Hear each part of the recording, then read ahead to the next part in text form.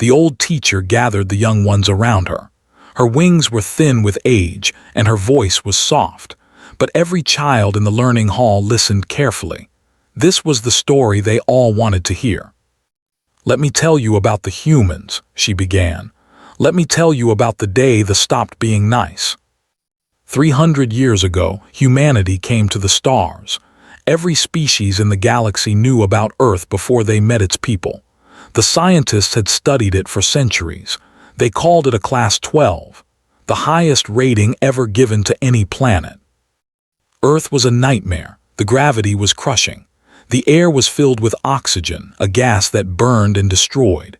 The temperatures changed wildly from burning hot to freezing cold. Water fell from the sky. The ground shook and broke apart. Mountains exploded with fire. And everywhere, on every piece of land and in every drop of water, predators hunted and killed. Nothing should survive on such a world, but humans did not just survive. They conquered it. So when humanity finally built ships and came to meet their galactic neighbors, every species was afraid.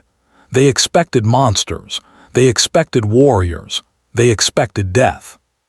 Instead, they met Ambassador. She was small by human standards. Her hair was black and her eyes were warm. She smiled easily and spoke softly. When she first addressed the Galactic Council, she bowed respectfully and said, "We come in peace. We come as friends. We hope you will accept us." The Council did not know what to think. In the years that followed, humanity confused everyone. They were not conquerors. They were helpers. They shared their technology freely with anyone who asked.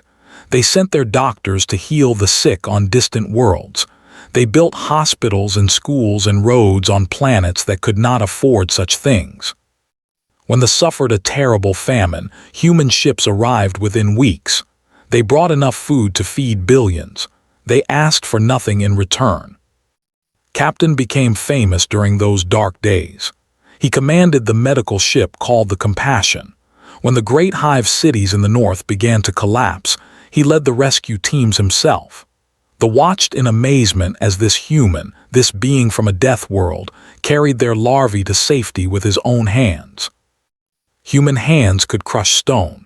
Human hands could bend metal, but held the tiny larvae as gently as their own mothers did. One photographer captured an image that would become famous across the galaxy. It showed kneeling in the ruins, covered in dust and blood from a wound on his head. In his arms, he held a larva that was barely alive. His face showed only kindness and determination. That image became the symbol of human-alien relations. Every species saw it. Every species remembered it. The older members of the Galactic Council still warned everyone to be careful. "They are dangerous," they said. "Never forget what they are. Never forget where they come from." But the younger generations did not listen. They had grown up with humans. They had played with human children. They had studied beside human students. They had never seen humans be anything but kind and generous. Admiral commanded the Earth Fleet. She was tall and strong, with short gray hair and eyes that had seen many stars. She often spoke to alien diplomats and journalists. Her message was always the same. "We came to space to make friends, not enemies," she would say. "Earth taught us that life is precious. We know how hard it is to survive. We want to help others, not hurt them." The Earth Fleet itself proved her words. Humanity had no warships. They had medical vessels, cargo ships, and exploration craft. They had rescue ships and science stations, but not a single weapon. Other species found this strange. The galaxy was not always peaceful. There were pirates and raiders. There were old empires that still believed in conquest, but humans always refused to build weapons. "We have no need for such things," Ambassador explained when asked. "Violence is the failure of wisdom. We prefer to find other solutions." The Dominion laughed at such words. They ruled 40 star systems through fear and power. They kept slaves from a dozen different species. They believed that strength was the only thing that mattered. Supreme Commander watched the humans carefully for many years. He saw their kindness and called it weakness. He saw their generosity and called it foolishness. He saw their peaceful ships and called it an opportunity. They are soft, he told his generals. They have forgotten how to fight. Their death world made them strong once, but they have become weak. They will be easy to break. His generals agreed. The humans would make excellent slaves. They were strong enough to work hard. They were smart enough to be useful, and they were too gentle to resist. Began to plan. He gathered his fleets in secret. He placed spies in human space. He studied their defenses, which seemed laughably thin. He chose his targets carefully. He decided to attack during the Festival of United Worlds. It was a celebration of peace and friendship between species. Millions of humans would be gathered in one place. Their guard would be down. Their hearts would be open. It would be the perfect time to strike. Meanwhile, on 100 human worlds, life continued peacefully. Families gathered for the festival. Children played games. Musicians prepared their performances. No one knew what was coming. No one except the humans who kept the old secrets. The ones who remembered what humanity truly was. The ones who maintained the sealed orders and the hidden places. They watched the fleets moving in the darkness between stars. And they waited. The attack came at midnight Earth time. Warships appeared from nowhere. They had hidden themselves well, using technology stolen from a dozen conquered species. One moment the sky was peaceful. The next moment it was filled with fire. They struck every human colony at the same time. New Soul, Harmony Station, Peaceful Dawn. The names were gentle, hopeful. The destruction was not. Commander was far from home when it happened. He served on the research vessel Serenity, studying a distant nebula. The ship had no weapons. It was filled with scientists and dreamers. The emergency transmission reached them 3 hours after the attack began. Was in his small cabin, looking at a photograph of his family, his wife, his 2 daughters, and they lived on new. They were waiting for him to come home for the festival. The ship's captain called everyone to the main hall. His face was pale. His hands were shaking. "I have to tell you something terrible," he said. "The Dominion has attacked human space. Many colonies have been hit." He paused. The silence was heavy. New is gone. They used nuclear weapons. There are no survivors. Felt the world disappear around him. He heard nothing. He saw nothing. He could only feel a cold emptiness spreading through his chest. Gone his little who loved to dance, his baby who had just learned to say his name. Gone. Other crew members were crying. Some were screaming. Some sat in shocked silence. Did none of these things. He simply stood there frozen as something inside him died. The transmission continued with more horror. They had not just attacked military targets. They had specifically chosen places full of civilians, schools, hospitals, the children's hospital on Luna. They had broadcast the destruction of the Luna Hospital across all frequencies. Every species in the galaxy saw it. They saw the ships firing on a building marked with the universal symbol for medical care. They saw it burn. They heard the screams. And they heard Supreme Commander laughing. "This is what happens to the weak," his message declared. "This is what happens to species that forget their place. Humanity thought they were special. They thought kindness made them strong.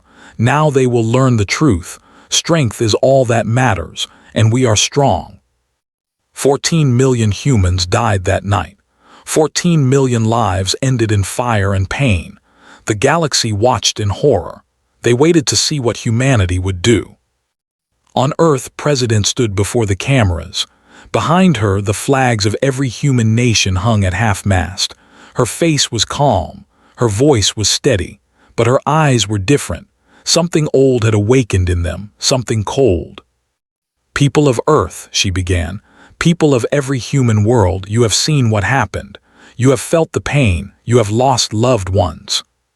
She paused. Across the planet, billions of people watched. They were crying, they were angry, they were afraid. For 300 years we chose kindness, we chose peace, we showed the galaxy the best of what humanity could be, we helped those who needed help, we healed those who were sick, we gave freely and asked nothing in return. Her hands gripped the podium, her knuckles turned white. They have made their choice. They chose to kill our children, they chose to burn our homes, they chose to laugh at our pain. The camera moved closer. Her face filled every screen on every world. Now we make our choice. That night, something changed on Earth. Something that had been sleeping for 300 years began to wake up. Deep beneath the mountains, ancient doors opened. Factories that had been silent since before the space age began to move. Machines that had been maintained in secret for generations powered on. Admiral sat alone in her command center. Before her was a box made of black metal. It had been passed down through her family for 200 years. Every admiral before her had kept it safe. Every admiral before her had prayed they would never need to open it. The orders inside were simple. They were written in the old language before humanity went to the stars. They described two possible futures. Read them slowly. Her hands did not shake. Her eyes did not water. She had already cried. Now there was only duty. "May God forgive us," she whispered. Then she broke the seal and began to give orders. Across human space, similar scenes played out. Old soldiers who had pretended to be farmers received messages on devices they had hidden for decades. Scientists who had worked on peaceful projects unlocked secret laboratories. Pilots who had only ever flown cargo ships remembered their true training. They thought they had attacked a peaceful species. They thought they had found easy prey. They thought humanity had forgotten how to fight. They were wrong. Humanity had never forgotten. They had simply chosen not to fight. They had hoped they would never need to. They had built their hidden weapons and prayed they would rust unused. Now the prayers were over. The wolves were waking up. And they were hungry. The first fleet to die never saw it coming. Admiral commanded 30 warships. He was hunting human refugees near the colony of Bright Hope. His soldiers were excited. They had already captured 2 transport ships full of civilians. The slaves would bring a good price. Then his sensors detected a single human vessel approaching. It was the Compassion, the famous medical ship, laughed when he saw it. "One medical ship against 30 warships," he said to his officers. "The humans truly are fools." He ordered his fleet to surround it. He wanted to capture it intact. The ship's captain, the famous, would make an excellent trophy. But as his ships moved closer, something strange happened. The Compassion began to change. Its white hull plates shifted and fell away. Beneath them was something dark, something covered in weapons that did not recognize. The ship grew larger as hidden sections unfolded. Massive guns emerged from concealed ports. The gentle medical vessel was gone. In its place was a warship unlike anything the galaxy had ever seen.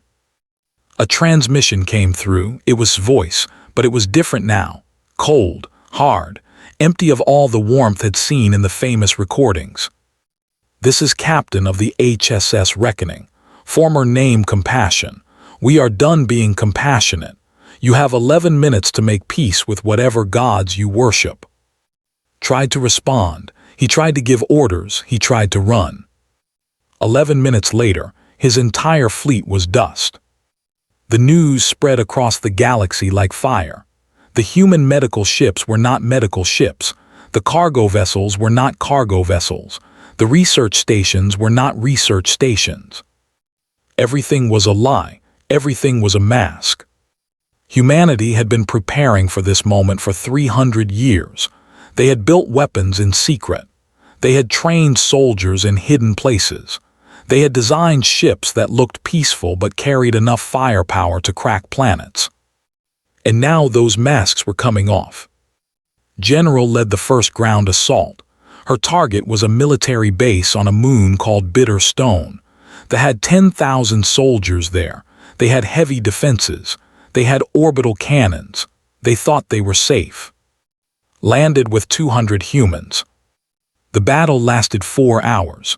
When it was over, every soldier was dead or captured. Forces had lost 11 people. The surviving could not believe what they had witnessed. The humans moved faster than any species they had ever fought. They were stronger. They seemed to know what they would do before they did it. And they were angry. They were so very angry. But they did not torture their prisoners. They did not kill those who surrendered. They were professional. They were efficient. They were terrifying, but they were not cruel. This confused them more than anything else. Supreme Commander watched the reports with growing fear. His perfect plan was falling apart. His fleets were being destroyed. His bases were being captured. His empire was crumbling. He called for more ships. He demanded reinforcements. He screamed at his generals to fight harder. But the humans kept coming. They came from directions that should have been impossible. They appeared from places where no ships should have been hiding. They knew exactly where every fleet was stationed. The Galactic Council called an emergency meeting. Representatives from every species watched as Ambassador entered the hall. But she did not look like the gentle diplomat they remembered. Her flowing robes were gone. She wore military black now. Her soft smile was gone. Her face was stone. "You knew," the representative whispered. "All this time you knew you could have."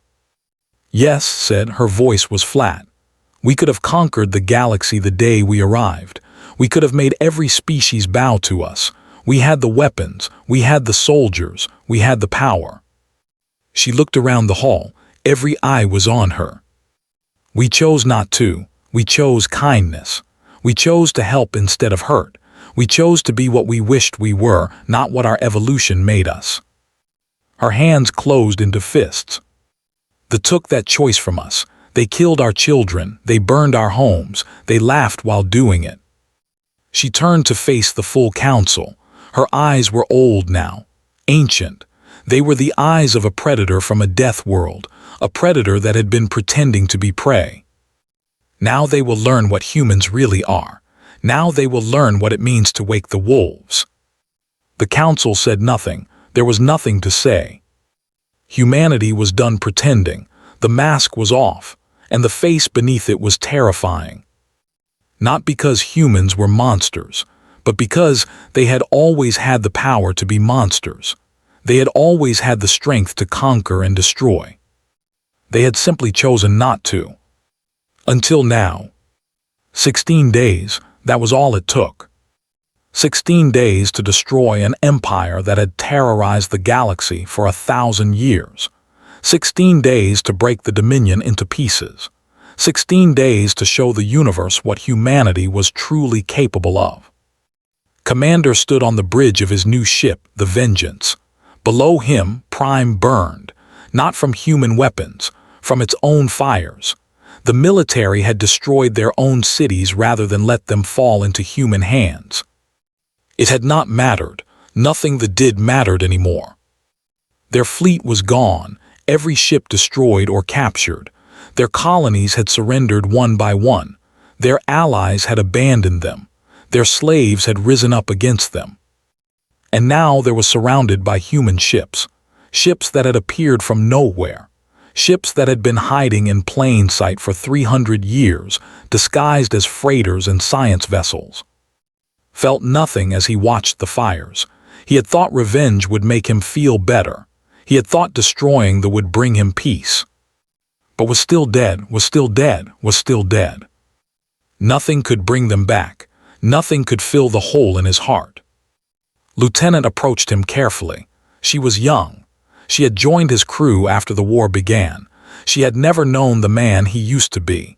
She only knew the cold, efficient commander he had become. "Sir," she said quietly, "the civilian population is requesting terms of surrender. They want to know if they will be spared." Said nothing for a long moment. He thought about his daughters.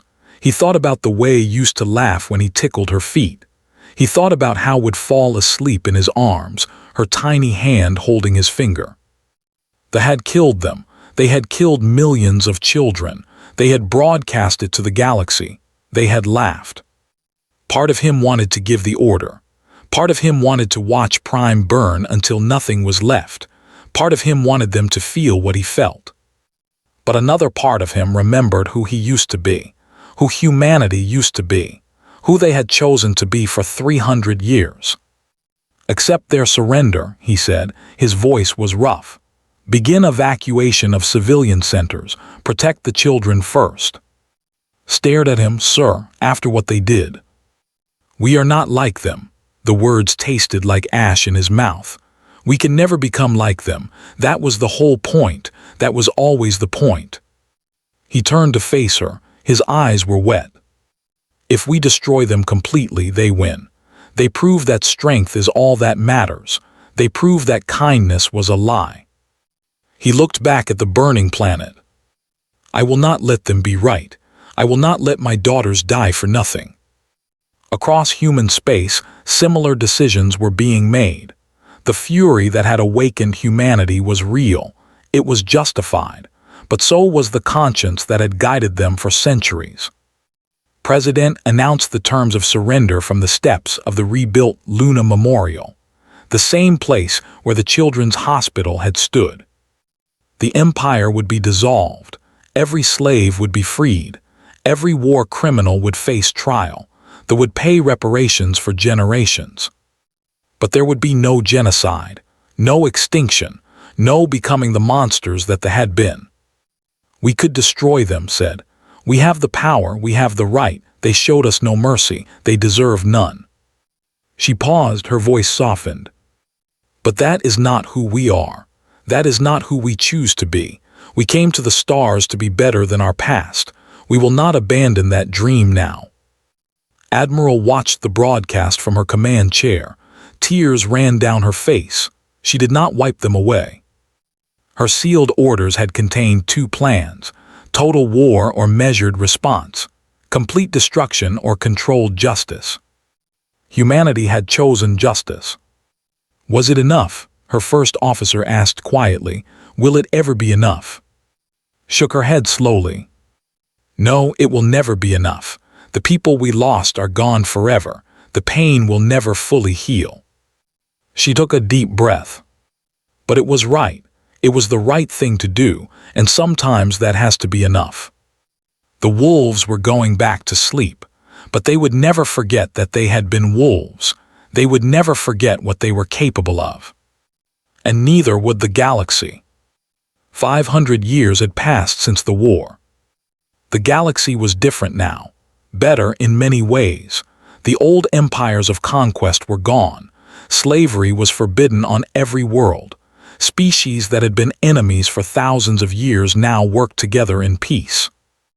And at the center of it all, humanity remained. The Galactic Council met in a great hall on a space station between the stars. Above the main entrance stood a statue that every visitor stopped to look at. It showed two figures, a human soldier in battle armor kneeling on broken ground, a child, small and frightened, reaching up toward him. In the soldier's hands was a container of water offered gently to the child. The statue was based on a real photograph. It had been taken 3 weeks after the war ended on Prime. The soldier was commander. The child was an orphan whose parents had died in the fighting.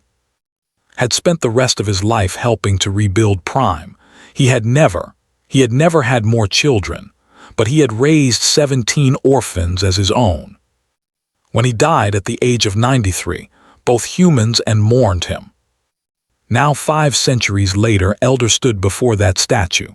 She was old, her hair completely white, her hands thin and wrinkled, but her voice was still strong. Around her stood young beings from a dozen different species.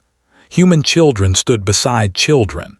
Young ones hovered near their teachers. Small, furry creatures from distant worlds sat on larger beings' shoulders. They had come to learn. They had come to hear the old stories. They always ask me the same question, said. Her eyes moved across the young faces. Every generation asks it. Why did we stop? Why did we show mercy to those who showed us none? She walked slowly around the group, looking at each young face. They killed 14 million of our people. They attacked during a festival of peace. They murdered children and broadcast it to the galaxy. They laughed while they did it.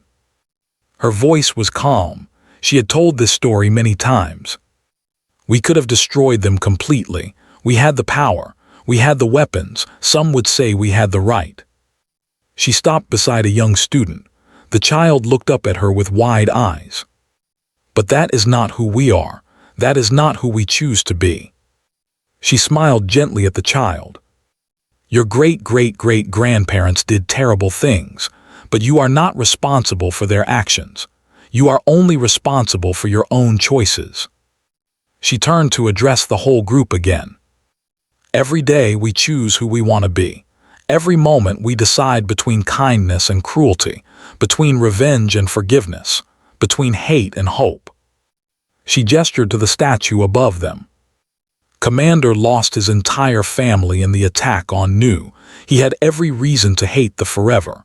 But 3 weeks after the war ended, he saw a child who needed help, and he helped her. The young ones listened in complete silence. That is what strength really means, not the power to destroy. Anyone can destroy. The power to protect, the power to help, the power to choose kindness when hatred would be easier. She looked up at the statue one last time. The other species still tell stories about us, about the day they stopped being nice. They remember the terrible weapons. They remember how quickly we destroyed the military. They remember the fear. She smiled. But they also remember what we did not do. We did not become monsters. We did not prove that strength is all that matters. We proved that it is not. A young human child raised her hand. Elder, could we do it again, if someone attacked us now? Nodded slowly. Yes, we could. We maintained the weapons. We trained the soldiers. We remember the old ways. Her eyes grew serious. We hope we never need to. We pray every day that we never need to. But if someone threatens the innocent, if someone attacks the helpless, if someone believes that cruelty is strength. She let the sentence hang in the air. Then they will learn the same lesson they learned. They will learn what it means to wake the wolves. The old teacher finished her story. The young ones around her were silent, thinking about what they had heard. That is the story, she said. That is why we remember. Not because of what the humans destroyed, but because of what they did not destroy, not because of their power, but because of their restraint. She spread her thin wings one last time. In the darkness between stars they wait, they smile, they heal, they help, they choose kindness every single day. She looked at the young faces around her. But the galaxy remembers, the galaxy will always remember. The wolves are sleeping now, they dream of peace. She paused. But they are still wolves, and they always will be. The end.